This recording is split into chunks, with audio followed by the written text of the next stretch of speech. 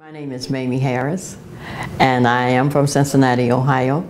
I am the executive director and founder of Charis. Charis is the Greek word for grace. The acronym stands for Caring Hearts, Assisting, Instructing, Restoring, and Serving. We chose that name because of us being a Christian organization. We wanted to remind everybody that works with us there, but for the grace of God, go I. It has worked very well for us because most of our people now are volunteer, few are staff paid. But we've been in existence since 1997. We originally started because we were in the alcohol drug ministry that my husband, the late Pastor Michael Harris, started. That ministry started as a result of a sobriety program that God gave him to achieve his own sobriety. Michael, once he achieved that, purchased the building that we're in today called the Sarah House. Sarah was a spiritual application for recovering addiction. It was an individual recovery program. So some people stayed here 6 months, some people a year, depending on how they progressed in their sobriety, with 1 year outpatient. Well, it was almost impossible to work with an alcohol drug program and not begin to see the correlation between alcohol drugs and HIV and STDs. When I retired, I was looking for something noble to do, had no intention of becoming a testing site, and kind of stumbled on the concepts of HIV. Even though I had worked in a hospital, it wasn't something that was widely seen. Maybe 1 or 2 patients that were infected. Enough to be afraid of it, enough to have a whole lot of stigma about it and not really want to be bothered with the people. But when we started to look at how HIV was disproportionately infecting and affecting African Americans, I was totally shocked. I had no idea it had moved into our community. The more we learned about it, the more we got involved, the more we got involved. And when the infectious disease department here at Holmes Hospital found out that there was a church that would in any way be involved with HIV, Dr. Judith Feinberg left her office, came to our office, and sat down with several pharmaceutical companies and began to talk with me, and was impressed with the passion we had around this issue and became our mentor. She literally mentored me into becoming a testing site. We were sent to the first program they had in Tuskegee, Alabama by the Balm in Gilead, where we were looking at churches who were interested in HIV. We came back and we were sent to Cleveland, Ohio, where there was a program called Agape that was a church, a minister, a pastor who was already doing HIV testing and working with Cleveland Clinic.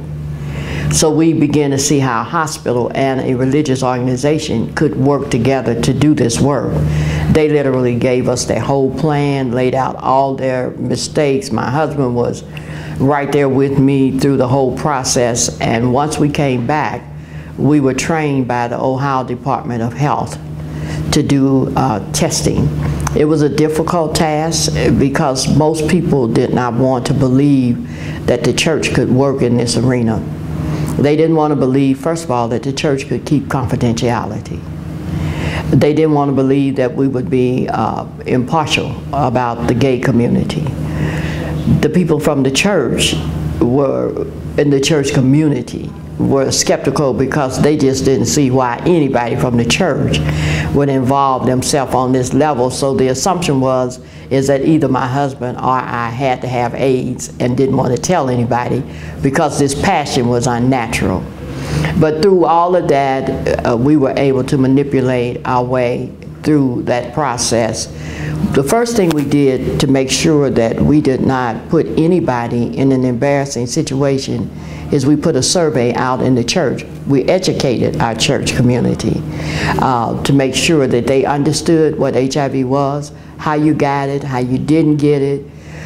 We talked to them about would they be willing for us as leaders to go into a ministry like this knowing that there was a possibility that somebody HIV infected may come to the church.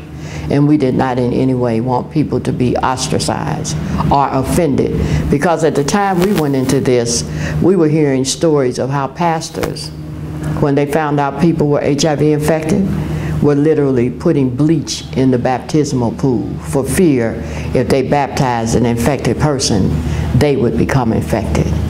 We heard stories of how people who were HIV infected had gone to a church, confided in their pastor, and while he did not openly talk about it, he began to speak to them from across the aisleway. He no longer embraced them, no longer had personal contact with them.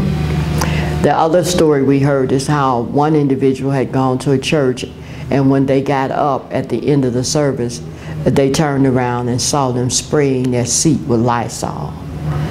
So we knew that there was a lot of pain, and we didn't want anybody to ever experience that in our church. Because we educated the congregation, we got a 100% yes that they approved us going into the ministry. So we started doing HIV testing. It was very difficult because we thought that we would be the answer to the church, because we knew there were pastors who had parishioners who were in promiscuous positions, even pastors themselves, that we thought would be willing to come to us as a church to be tested, where they wouldn't want to go to a secular organization. But for some reason, church people did not want to admit that they engaged in sex. So we had tested everybody in our congregation that would be tested, and only had 30 people within that 1 year. But fate turned around into our way. The doors opened when a change came with the health department. All of their outreach workers on the county level were non-existent because the city became the sole person for the health department. They needed outreach workers, and because my husband and I had been so visible in going to the HIV meetings, in making sure we were part of the HIV community, we had built enough trust that they trusted us. The health department came to us and allowed us to take over those testing sites, which put us strategically into the jails. Here in the city, we were in 3 different jails, and then we began to get some doors open to get in alcohol drug facilities. So to date, Fort Charis has tested over 17,000 people since 2001. I was lucky enough to be educated by the Black AIDS Institute, which really enhanced my position here in the city, because then I became the first fellow as a result of his program, to have that kind of education and insight and contact. So that helped us as an organization also. So the journey for Charis has been different. It has opened our eyes, and we have been able to bridge the gap between the 2 communities. That was our intent from the beginning. We've been able to work within all communities without really compromising any of our principles or beliefs. It was not our desire to get into this to begin to debate the issue of whether it was right or wrong to be gay or to commit adultery or to fornicate. Our issue is with HIV/AIDS, because there are many things that drive this disease. That if we can't deal with AIDS, the church must deal with the issues that's driving people into a position that they would allow themselves to experience unprotected sex. And when you look at it, if you look at poverty, poverty has a great deal to do with people using sex as an opiate.